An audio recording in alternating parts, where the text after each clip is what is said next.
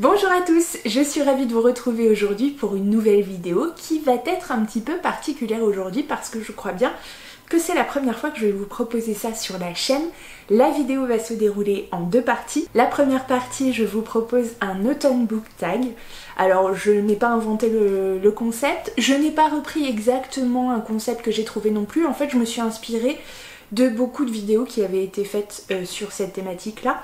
Notamment celle de Margot Liseuse et d'autres comptes que j'essaierai de vous mettre en barre d'infos. Et j'ai pris en fait les questions qui m'intéressaient le plus, voilà, pour être honnête. Donc je vous propose ça, et en deuxième partie de vidéo, je vous réserve une petite surprise de mon cru que je vous ai concocté ces derniers jours. Je vous avoue, c'était pas du tout prévu. C'est une idée qui m'est venue comme ça, et j'espère que ça vous plaira parce que j'ai vachement bossé. Donc voilà, et du coup j'espère que vous aurez cette vidéo suffisamment tôt pour pouvoir en profiter. Bref, je n'en dévoile pas plus, on se concentre sur l'automn book tag et on y va avec la première question. Première question, donnez-moi une couverture qui vous fait penser à l'automne. Et là pour le coup je me suis dit non, je vais pas encore leur parler des mémoires de la forêt, là, c'est ça? C'est Mémoires de la forêt? Bref, vous savez le livre dont je veux parler, le titre écrit par Michael Brun-Arnaud et illustré par Sanoé. Je me suis dit bon, celui-ci tout le monde l'a bien en tête en ce moment, donc j'ai décidé de vous parler de deux autres titres rapidement, je vous rassure.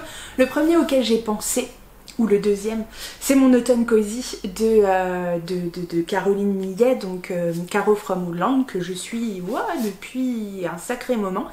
Et voilà, ce livre c'est une petite merveille dans laquelle se plonger pour la saison de l'automne, et je me suis dit que bah voilà, c'était un bon rappel parce que ce mois de novembre qui commence, il est pas simple.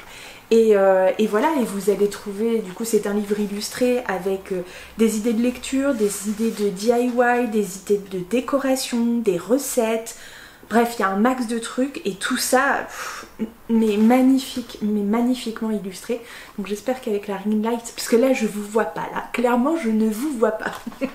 Mais bref, j'espère que voilà, vous pouvez profiter un petit peu de cette illustration notamment. Et voilà, c'est une merveille à avoir dans sa bibliothèque. Sont déjà sortis mon automne cosy, mon hiver cosy, mon printemps cosy. Et voilà, dans quelques temps, pas l'année prochaine je crois, mais l'année d'après, on aura mon été cosy également. Bref, tout ça, voilà, c'est une couverture d'automne, je pouvais pas ne pas la mettre.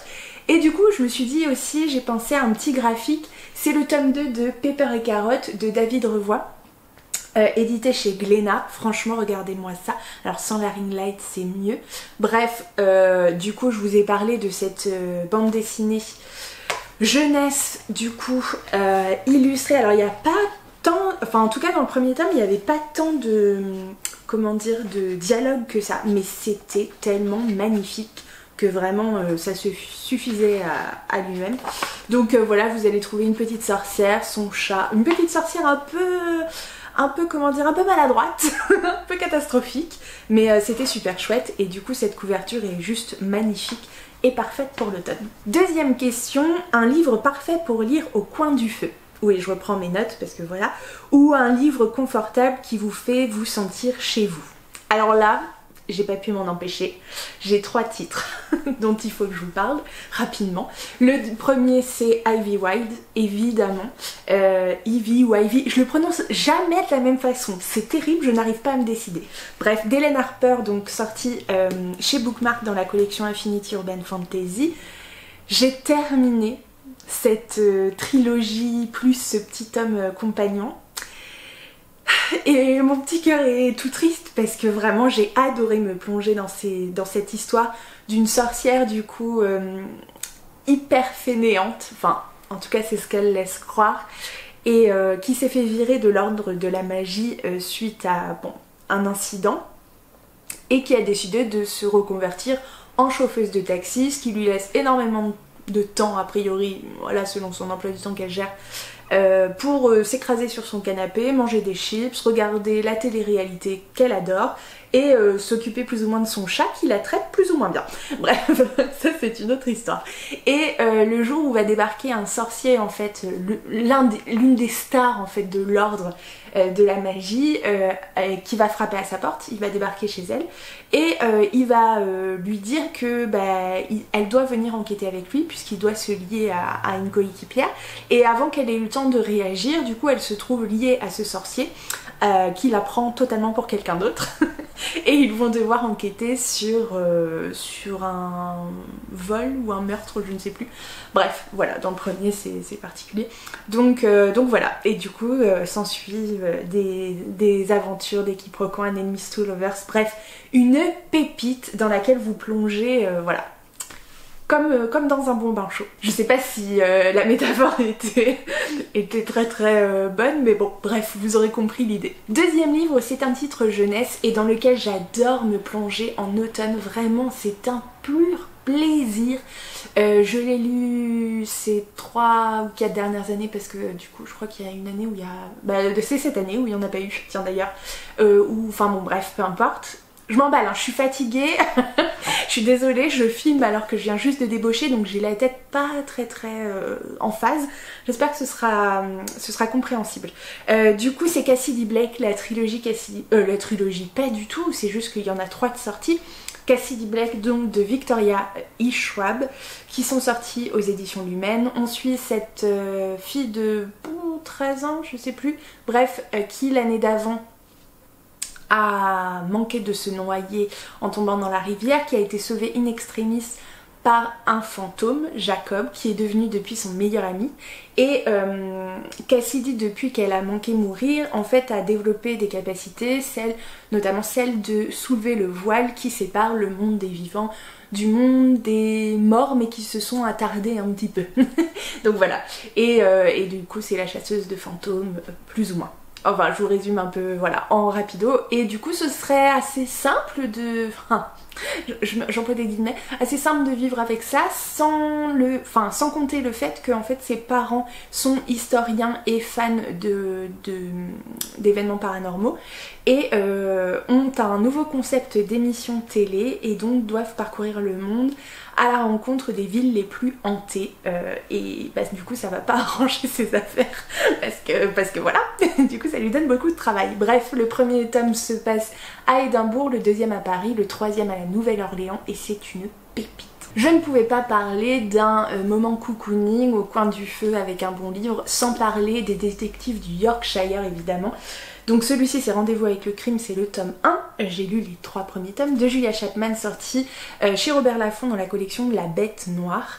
Et voilà, c'est un pur cosy mystery dans la campagne anglaise. On suit Delilah qui a une agence de rencontres en fait, du coup qui a toujours vécu dans ce petit village de Bruncliffe, qui connaît tout le monde, la famille est connue de tous également, et ça va capoter le jour où Samson, l'un des meilleurs amis de son frère décédé, revient dans la ville de Bruncliffe pour installer son agence de détective et ils vont se retrouver à devoir cohabiter dans le même bâtiment, etc.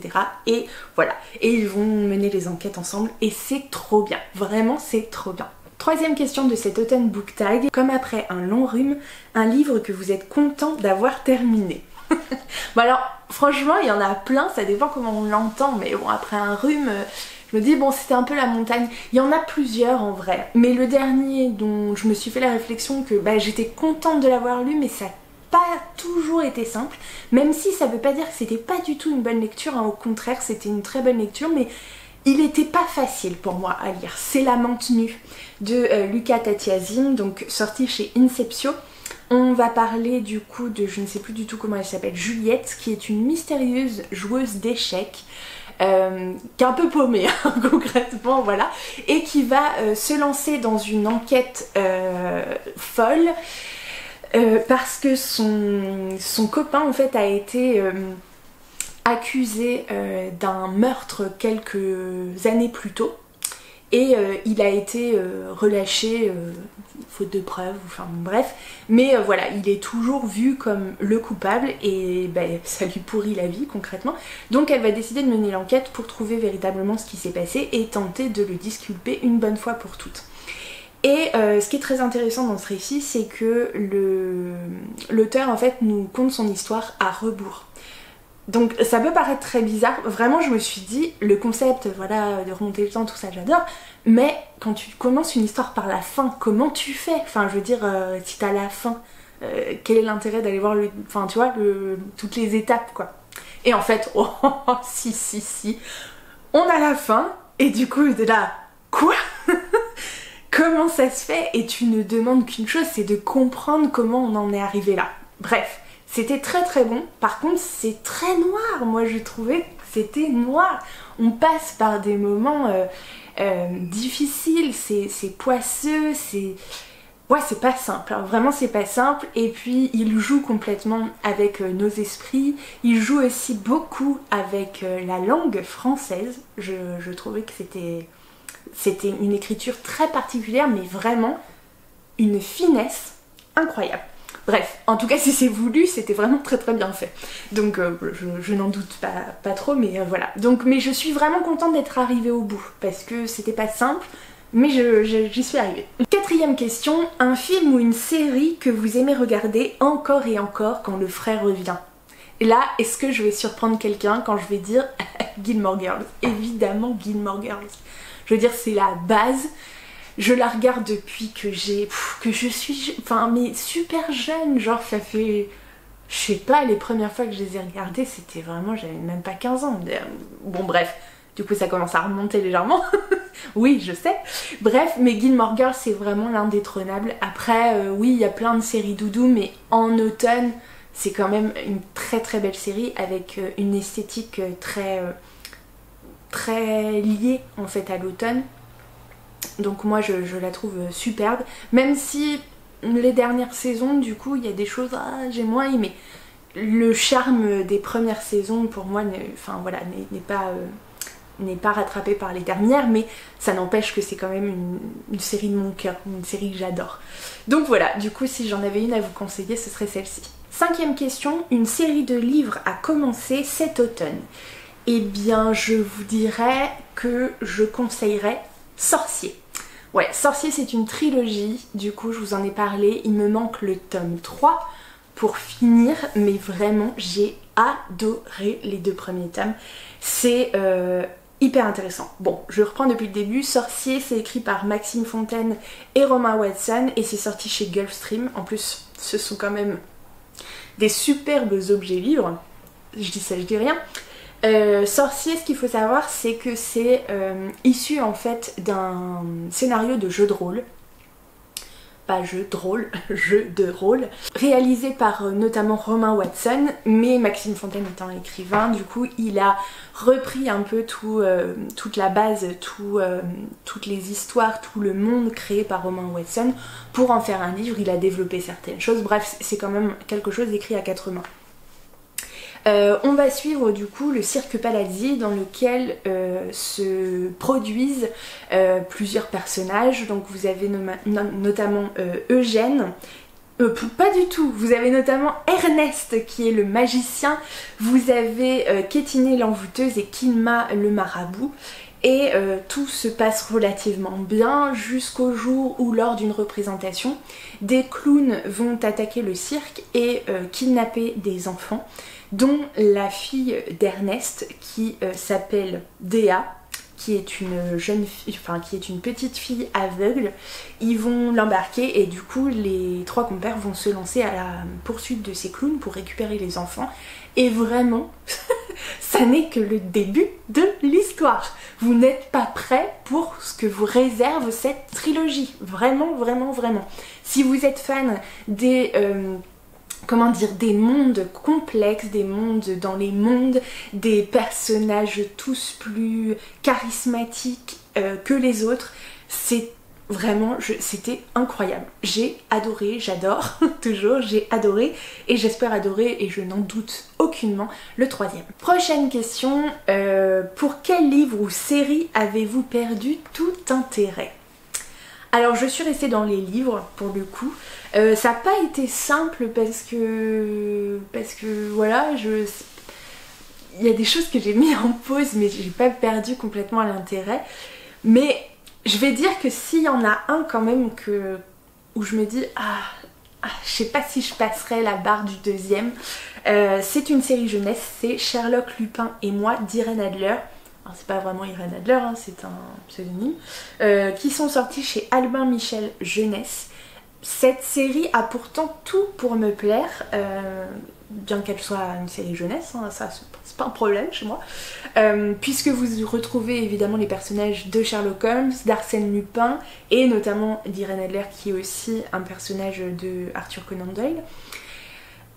Étant enfants qui se rencontrent et qui ont des aventures, enfin voilà, vraiment ça a tout, mais lors de la lecture du premier, ça a été laborieux, je dirais. Un peu laborieux, un peu compliqué, et je sais pas trop où on va dans cette série. Donc j'arrive pas, parce que pourtant ça fait un moment, donc ça c'est le numéro 1, ça fait un moment que j'ai le numéro 2 et que j'arrive pas à y aller. Du coup, je me dis, est-ce que mon intérêt est complètement retombé ? Je ne sais pas, mais en tout cas à mon avis, enfin c'est celui qui m'est venu en premier à cette question. Alors 7ème question, quel livre vous réchauffe le cœur ? Oh bah j'en ai plein. J'en ai plein, mais parmi mes récentes lectures, on va dire que Heartstopper, évidemment, Heartstopper d'Alice Oseman, donc sorti chez Hachette, qui sont des graphiques, des romans graphiques. J'adore, vraiment, j'adore ce monde d'Heartstopper qui est pourtant pas tout rose, pas tout simple. Il y a beaucoup de diversité, il y a beaucoup aussi de troubles, enfin c'est la vraie vie quoi, un peu, t'as envie de dire, bah oui, il y en a beaucoup, malheureusement des personnes qui souffrent de tel ou tel mal, et donc c'est pas tous les jours rose, mais cette relation entre ces deux garçons, oh mon dieu, vraiment, un pur bonheur, une vraie bulle de douceur, une vraie bulle de bien-être, de bienveillance aussi. Ça fait du bien quoi, vraiment ça fait du bien. Et un autre livre, cette fois un roman que j'ai lu il n'y a pas très longtemps, enfin il y a quelques semaines, et vraiment pour lequel j'ai ressenti pareil cette boule d'amour, d'affection, de tendresse. Je suis désolée pour cette lumière horrible, en fait il est fait noir et je suis devenue blanche comme un cachet d'aspirine, mais je m'en suis pas rendu compte. J'ai baissé un peu mais je veux pas trop me mettre dans le noir non plus. Bref, j'espère que ce sera pas trop désagréable. Enfin j'ai l'air d'un fantôme, mais je suis dans le, comment dire, je suis dans le thème hein. Donc je disais une boule de tendresse, donc c'est la mer au milieu, n'importe quoi, c'est la maison au milieu de la mer Céruléenne de T.J. Klune, sortie chez De Saxus. On va suivre du coup, je ne sais plus, Linus Baker, qui est un fonctionnaire du coup du ministère de la jeunesse magique, qui est censé vérifier que tout ce qui est foyer, orphelinat, etc. Traite bien les enfants, donc les orphelins qui possèdent des capacités magiques, donc voilà, qui sont bien nourris, bien logés, qu'on s'occupe bien d'eux, qui sont dans un environnement épanouissant, etc. Enfin bon, bref. Du coup il gère tout ça, il check, il inspecte, il envoie son rapport et après par contre bah voilà, quelqu'un d'autre est censé s'en occuper. Jusqu'au jour où on va lui confier une mission très spéciale. Dans le plus grand des secrets, on lui demande d'aller inspecter un orphelinat très particulier dont personne n'est trop au courant, qui se trouve sur une île, vous vous en doutez. Et donc quand il va arriver là-bas, il va rencontrer du coup les 6 enfants qui sont dans ce foyer, qui est lui mené par Arthur Parnassus, qui est un homme assez particulier. Et donc c'est la rencontre entre toutes ces personnalités et aussi cette relation qui va se tisser entre Linus et Arthur. Ouais, je sais qu'on est sur 2 romances homo, mais ça n'a rien à voir. C'est juste que bah, c'est tombé comme ça, mais vraiment des comment dire, des bulles de tendresse, de bonheur. Moi je n'ai rien à dire de plus, c'était vraiment génialissime. 8ème question, quel livre vous a ennuyé? Comment dire? Alors le premier est venu tout de suite, le deuxième, un petit peu après parce que c'est quand même la réflexion que je m'étais faite malgré tout. Le premier c'est évidemment, je sais toujours pas comment ça se prononce, Schnorr, bref, de Ragnar Jonasson, donc sorti aux éditions Point, qui est un très très joli petit livre de poche, mais dans lequel j'ai vraiment peiné. On suit donc Siglufjordur, la ville perdue au nord de l'Islande. Je vous le lis parce que vraiment, même moi je m'en souviens plus, je sais qu'il y a un truc de troupe de théâtre, mais voilà, où il neige sans discontinuer et où il ne se passe jamais rien. De le dire. Harry Thor, qui vient de terminer l'école de police à Reykjavik, y est envoyé pour sa première affectation. Mais voilà qu'un vieil écrivain fait une chute mortelle dans un théâtre et que le corps d'une femme est retrouvé à moitié nu dans la neige. Pour résoudre l'enquête, Harry Thor devra démêler les mensonges et les secrets de cette petite communauté à l'apparence si tranquille. Pourtant, le pitch est prometteur, hein, vous me direz, huis clos à l'islandaise, voilà, mais le rythme était pas ouf. En tout cas, je sais pas, peut-être que je l'ai lu à une mauvaise période, ça peut jouer aussi énormément, mais de mémoire, vraiment, ça avait été compliqué, quoi. Après, je l'avais lu en plein été, c'était peut-être pas ouf non plus comme choix, mais le rythme, ça n'empêche que c'était mou du genou. Je trouvais que voilà, les actions n'étaient pas terribles, on était très centré sur les problèmes de couple aussi, enfin j'ai ça en tête, peut-être que je dis une bêtise mais je crois pas. Problème de couple de Harry Thor là, de ses relations, tout ça, c'était... c'était pas palpitant quoi, on va dire ça comme ça. Et j'ai quand même un deuxième titre dans lequel, pareil, le rythme et tout ça, ça a été un peu compliqué, c'est Cottage, Fantôme et Guet-apens d'Anne Granger, donc aux éditions 10-18, même si là encore on partait sur quelque chose d'assez prometteur, mais je suis restée assez froide, assez distante par rapport à cette lecture. J'ai pas du tout réussi à m'attacher au personnage et pourtant... en général, c'est pas trop un problème chez moi. Et là, du coup, c'était vraiment compliqué. On suit Lucas Burton, qui est un homme qui va découvrir, du coup, dans une ferme abandonnée, le corps d'une femme qui a été assassinée. Et évidemment, l'enquête va mener sur ses traces, du coup. Et l'enquêtrice... mais enfin c'est très très compliqué à déterminer parce que si je me fie au résumé, c'est pas vraiment ce qui se passe dans le roman. Bref, je vous dis, donc Lucas Burton déteste la campagne, de la boue, du fumier, des charognes, et c'est tout, il a bien raison. En se rendant pour affaire dans une ferme abandonnée au milieu de nulle part, il tombe sur le cadavre d'une jeune fille, et ce n'est que le début. Penny Gower, qui travaille au centre équestre du coin, a vu sa Mercedes grise quitter les lieux du crime. Les choses commencent à sentir le roussi pour Lucas. L'inspectrice Jess Campbell est chargée de l'enquête, mais entre l'absence de pistes solides et son nouveau commissaire, Ian Carter, qui la surveille en permanence, elle est sous pression. C'est alors qu'on découvre un nouveau cadavre. Voilà, ça a tout pour plaire, mais vraiment, il y a une distance installée avec les personnages qui...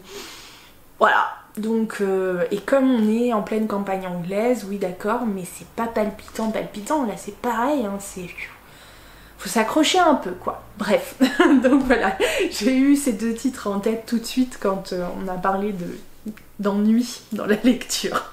Alors du coup, prochaine question, un livre que vous recommandez de moins de 100 pages. Donc pour l'automne, et vraiment ça a été assez facile, celui-ci m'est venu tout de suite. Une saison chez les sorcières, donc automne évidemment, de Anaïs Goldenberg, qui est sortie chez les éditions Lumignon, et vraiment dédicacée. Vraiment une petite pépite, des sorcières, des petits monstres, des animaux de la forêt, des méchants aussi, voilà, mais des fêtes, vraiment un pur plaisir. On est sur 71 pages et ça passe très bien. Donc si vous avez envie de vous plonger dans un truc assez cocooning, assez régressif aussi, puisqu'on est sur un jeunesse évidemment, avec des superbes illustrations, vraiment ça a un petit goût de nostalgie et je ne me ferai pas prier pour découvrir les prochaines saisons. Et voilà qui clôt ce Autumn Book Tag. J'espère que ça vous a plu, c'était voilà quelque chose d'assez court, je voulais pas trop vous embêter avec ça, mais bon, quand même. Je sais qu'on est en novembre, mais novembre est un mois pas toujours très facile, je le sais, pour moi ou pour d'autres personnes aussi. Et vu comment il a commencé, je me suis dit que certes on arrivait à la fin de l'automne, mais pour passer ce dernier mois, il allait nous falloir un petit peu de motivation, un petit peu d'élan. Et je me suis dit donc voilà, pourquoi pas faire un book tag donc spécial automne, et aussi de vous proposer un projet tout nouveau que vous allez pouvoir découvrir sur Instagram, mais je vais vous le mettre là aussi, comme ça il n'y aura pas de jaloux. Du coup je vous ai préparé un petit challenge pour ce qui reste du mois de novembre, pour tenir le coup, pour nous motiver entre nous, mais sans nous prendre la tête, sous forme ludique. Je vous ai préparé une bucket list spéciale novembre avec les règles du puissance 4. Vous allez me dire, mais qu'est-ce que c'est? Mais qu'est-ce que ça veut dire? Mais qu'est-ce que t'es allé encore nous inventer? Donc je vous mets tout de suite ici les petits visuels, et je vais les avoir aussi sous les yeux parce que bon, je les connais pas par cœur. Donc l'idée c'est d'avoir rassemblé sur deux images, puisque vous allez voir les règles un petit peu du jeu, donc sur deux cases différentes, des idées d'activités pour romantiser un petit peu notre automne, en tout cas ce qui reste de notre automne, notamment de notre mois de novembre, puisque j'ai regardé l'autre jour une vidéo et vraiment j'arrive pas à remettre la main dessus, je ne sais plus, je crois bien que c'était une youtubeuse, mais voilà, il me semble d'ailleurs, peut-être, là ça revient d'un coup, je me demande si c'était pas Rendez-vous ASMR. Je sais plus comment elle s'appelle, mais je la suis depuis quelques temps et j'aime beaucoup son esthétique de vidéo. Et elle disait vraiment que novembre, enfin l'automne, l'hiver, c'était des périodes très très dures pour elle. Et d'un point de vue moral, enfin du coup, elle est beaucoup plus des saisons printemps et été. Donc c'était des moments assez difficiles à passer et elle avait besoin, vraiment elle allait se lancer dans une romantisation de son automne, de son hiver, et voilà, en essayant de se concentrer sur tout ce qui fait que par exemple l'automne est une saison ultra jolie, avec de très belles couleurs, de très belles ambiances, des moments cocooning, des moments bien au chaud, enfin bref, d'essayer de romantiser un peu tout ça, avec des moments assez réconfortants et bon pour le moral. Donc voilà. Et du coup j'ai essayé de réfléchir à plein de petites activités, parfois très simples, comme allumer une bougie, jusqu'à la plus compliquée, comme réaliser une mangeoire pour oiseaux ou que sais-je, enfin bon bref, je vais vous détailler ça un petit peu après. Tout au long en fait de ce mois de novembre qui nous reste. Et l'idée c'était pas forcément de tout faire, parce que je veux pas non plus qu'on se mette la pression, mais j'ai réalisé 2 grilles en fait, et l'idée pour chacune de ces grilles, c'est de faire une ligne de 4 options réussies, donc 4 activités cochées. Vous pouvez choisir de faire une ligne de 4, donc verticale, horizontale ou en diagonale. Donc par exemple, vous avez les activités comme faire une tarte aux pommes, ou encore faire un herbier avec une belle feuille d'automne ramassée à l'extérieur, lire un graphique, passer un dimanche sous la couette. Si vous faites ces 4 activités là, vous avez validé votre grille, donc c'est un puissance 4, hein, du coup vous avez validé votre grille et vous pouvez passer du coup à la suivante, enfin sans problème, vous faites dans l'ordre que vous voulez, peu importe. L'idée c'est d'aligner en fait 4 activités. Vous pouvez tout faire évidemment aussi, vous pouvez faire des choses le même jour, vous pouvez même faire des choses en même temps. Par exemple, du coup vous pouvez très bien faire un puzzle en écoutant l'album de Taylor Swift ou encore se faire une manucure aux couleurs de l'automne en regardant un épisode de Gilmore Girls. Voilà, paf, 2 cases de prise, on n'en parle plus, vous voyez, c'est rien de bien méchant, mais je me suis dit que c'était un côté un peu ludique et ça va nous faire passer des moments doudous, des moments cocooning, réconfortants pour traverser ce qui reste de ce mois de novembre. Et je vous propose du coup certaines activités, donc vous pourrez les découvrir, et je vous propose surtout quelques rendez-vous quand même dans ce mois pour qu'on puisse faire un petit peu des choses ensemble et faire le point. Le 12 novembre, donc ce dimanche très précisément, j'espère que vous aurez au moins cette vidéo le samedi, donc la veille. je vous propose de regarder ensemble le film Vous avez un message avec, je sais plus, Tom Hanks et Meg Ryan. Du coup, qui est un vieux film, hein, mais vraiment, je crois qu'il est parfait pour la période automnale. Il y a très très longtemps, je crois que je l'ai vu une fois, mais il y a vraiment très longtemps. Mais c'est vraiment un titre qui appelle l'automne. Donc je me suis dit pourquoi pas, ça peut être hyper sympa. Un dimanche, on se mettra d'accord, dimanche après-midi, dimanche soir, comme vous voulez. Donc voilà, et puis 2 autres rendez-vous. Le 20 novembre, je vous propose un live reading sprint. Donc on est sur un lundi soir, mais écoutez, c'est mon jour de repos, donc voilà. On fera un petit live reading sprint de 20h, 20h30 jusqu'à 22h30, 23h, on va dire ça comme ça. Et puis le dimanche, le 26 novembre, je vous propose de faire un dimanche en bulle. Donc là, on se retrouvera plutôt sur Instagram. Le live reading sprint du lundi plutôt sur YouTube, j'ai oublié de le dire, et le dimanche en bulle, on se donnera des nouvelles plutôt sur Instagram.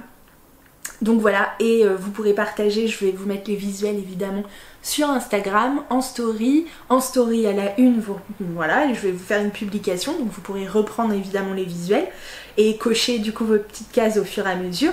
Et vous pourrez également partager tout ce que vous allez faire en mettant le hashtag bucketlist puissance 4. Parce que voilà, je trouvais ça marrant, j'ai pas rajouté automne parce que je me suis dit ça va faire trop long, ou novembre, donc peut-être c'est un truc que je reprendrai de temps en temps. Mais en tout cas j'avais besoin de me motiver moi aussi à faire des choses sympas quoi, pour ce mois de novembre qui est pas foufou, qui commence pas de façon folle, je vous le dis tout de suite. Donc voilà, je me suis dit que ça pouvait être sympa de se retrouver ensemble sur des activités, alors vous l'avez vu, pas forcément livresques, même s'il y en a 2-3 quand même que j'ai glissé à l'intérieur. Et voilà, j'espère que ça vous plaira. Je vais vous partager ça très très vite sur Instagram. Et en attendant, je vous souhaite une très très belle journée. Prenez grand soin de vous. Donnez-moi des nouvelles en commentaire, voir si tout ça vous a plu, vous plaît, et si vous comptez du coup participer à tout ça. Ça me ferait extrêmement plaisir. Bien évidemment, si vous n'êtes pas abonné, c'est le moment de le faire. Retrouvez-moi également sur Instagram. Ici, vous pouvez liker, commenter, partager. Ça fait vivre la chaîne et ça me fait toujours extrêmement plaisir. Donc voilà, n'hésitez pas. En attendant, je vous souhaite de prendre grand soin de vous, de faire de très très belles lectures. Et moi, je vous dis à très bientôt pour une prochaine vidéo. Bisous!